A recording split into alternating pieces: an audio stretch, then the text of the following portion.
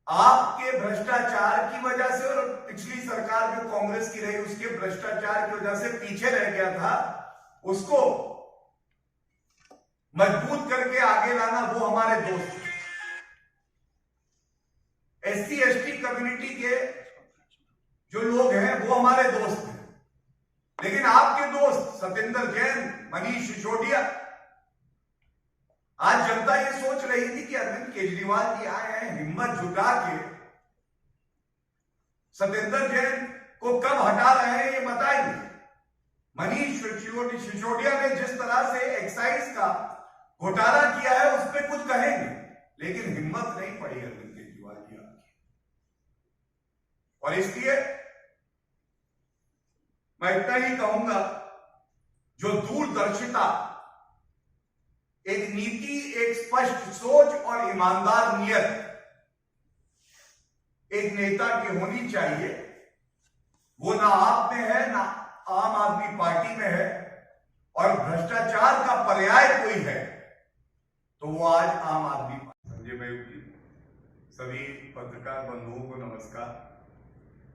अभी हमने देखा एक प्रेस वार्ता श्री अरविंद केजरीवाल जी द्वारा संबोधित की गई, और ये कहना गलत नहीं होगा कि उनकी प्रेस वार्ता का उत्तर देते हुए जो आज जनता कह रही है, केवल दिल्ली की नहीं, पंजाब की नहीं, पूरे भारत की, कि जमीन पर तो है जीरो, जमीन पर तो है जीरो, लेकिन रेवड़ियां बांटकर बनना चाहते हैं हीरो। ये है अरविंद केजरीवाल। और ऐसा क्यों कहता हूं, आरंभ में ही बताता हूं। अरविंद केजरीवाल जी आज भारतीय राजनीति में वो नेता है जिनके अगर आप इतिहास में जाएं तो देखेंगे, ये कसम खाते थे कि मैं राजनीति में नहीं आऊंगा, लेकिन जनता जानती है कि ये राजनीति में आए और राजनीति को इन्होंने मैला भी किया, झूठे वादे भी किए और जनता का विश्वास भी तोड़ा। इन्होंने कहा कि मुझे सरकारी बंगला, सरकारी गाड़ी, कोई सुरक्षा नहीं चाहिए। अरविंद केजरीवाल जी फिर से झूठे निकले। आज हमने देखा छोटी वैगनआर बड़ी गाड़ियों में तब्दील हो गई, सुरक्षा के घेरे में रहते हैं, आम जनता से कटे हुए हैं, और इनकी राजनीति